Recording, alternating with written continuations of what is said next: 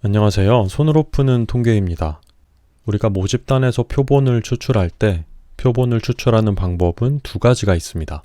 복원 추출과 비복원 추출인데요. 이 두 가지 추출 방법에 대해서 잘못 이해하는 경우가 있어서 오늘은 그 내용을 다뤄보려고 합니다. 사실은 제가 했던 오해입니다. 여러분들이 복원 추출과 비복원 추출에 대해서 배울 때 아마 이런 정의를 보셨을 겁니다.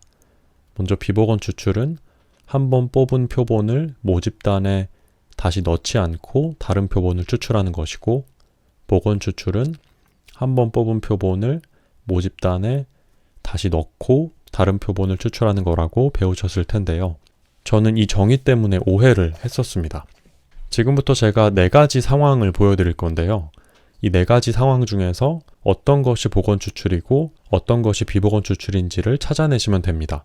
만약에 맞추셨다면 제대로 이해하고 계신 거고요. 틀리셨다면 이번 영상을 통해서 그 오해를 바로 잡으시면 됩니다. 모집단에서 표본을 뽑는 상황을 가정할 건데요. 모집단에서 크기가 3인 표본을 2개 뽑을 겁니다. 이렇게 모집단에서 2개의 표본을 뽑는 것을 4개의 상황으로 나눠서 보여드릴 겁니다. 먼저 첫 번째 상황이고요. 여기 모집단이 있고 모집단에서 표본을 뽑는데요. 원소 3개를 한 번에 뽑습니다. 그리고 이 3개의 원소를 표본 1이라고 놓고요. 그리고 원소를 다시 모집단에 돌려 넣습니다. 그리고 다시 원소 3개를 동시에 뽑아서 표본 2라고 놓고요. 다시 돌려 놓습니다. 이게 첫 번째 경우입니다. 다음은 두 번째 경우인데요. 마찬가지로 모집단에서 원소 3개를 동시에 뽑습니다. 그리고 표본 1이라고 이름 붙이고요. 다시 모집단에 돌려 놓지는 않습니다. 그리고 원소 3개를 한 번 더 뽑아서 표본 2라고 놓습니다. 이게 두 번째 경우입니다. 이번에는 세 번째 경우입니다. 모집단에서 원소 3개를 뽑을 때 하나씩 뽑을 겁니다. 원소 하나 뽑고 돌려놓지 않고 또 하나를 뽑고 돌려놓지 않고 또 하나를 뽑습니다. 그리고 이 뽑힌 3개를 묶어서 표본 1이라고 놓습니다. 그리고 마찬가지로 또 원소 하나를 뽑고 돌려놓지 않고 또 하나를 뽑고 돌려놓지 않고 또 하나를 뽑고 돌려놓지 않고 이 3개를 묶어서 표본 2라고 놓습니다. 이게 세 번째 경우고요.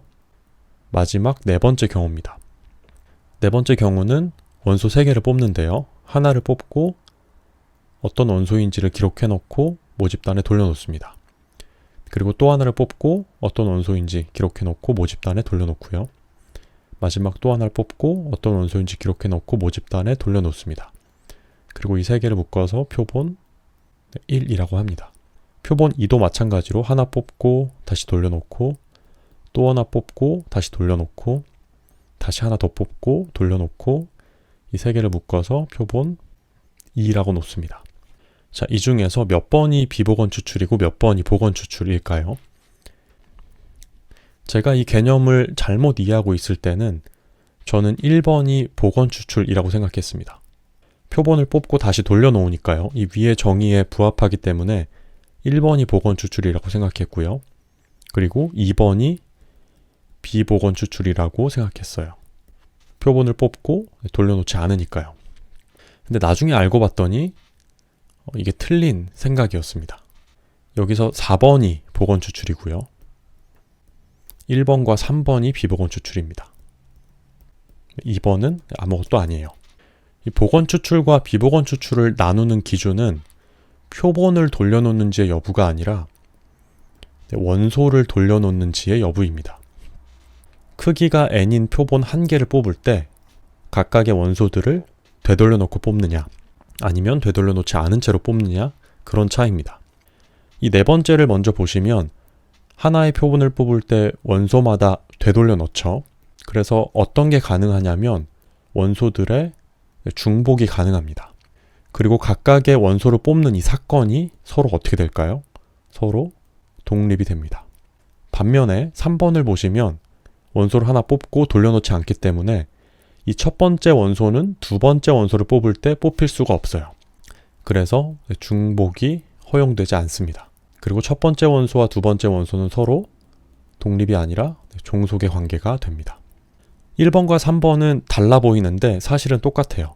3개를 한 번에 뽑는 거나 하나씩 차례대로 3개를 뽑는 거나 같습니다. 그래서 1번과 3번은 둘 다 중복이 허용되지 않고 각각의 원소를 뽑는 사건이 서로 종속이 됩니다. 그래서 이렇게 복원 추출과 비복원 추출을 나눠볼 수가 있습니다. 기억하셔야 되는 것은 복원 추출과 비복원 추출을 나누는 기준은 표본을 돌려 넣느냐 여부가 아니라 표본을 하나 뽑을 때 원소를 다시 돌려 넣는가의 여부예요. 표본은 복원 추출이나 비복원 추출이나 하나 뽑고 나면 다시 모집단에 포함시킵니다. 그래서 이론적으로 복원 추출과 비복원 추출 모두 표본을 무한번 추출하는 게 가능합니다. 반면에 2번 같은 경우를 보면 표본을 뽑고 돌려놓질 않잖아요. 이렇게 표본을 계속 뽑다 보면 모집단의 원소가 남아있지 않게 되겠죠. 여기는 2번은 복원 추출도 아니고 비복원 추출도 아닌 그런 방법입니다. 억지로 정의를 할 수는 있겠죠. 저에게는 이 오해가 정의 때문에 비롯된 것이어서 오해를 최대한 줄일 수 있는 정의를 한번 생각해 봤습니다. 먼저 비복원 추출인데요. 크기가 n인 표본을 뽑기 위해서 우리가 n개의 원소를 하나씩 뽑는 겁니다. 그런데 원소를 하나 뽑을 때마다 복원을 하지 않고 다음 원소를 뽑는 걸 비복원 추출이라고 하고요.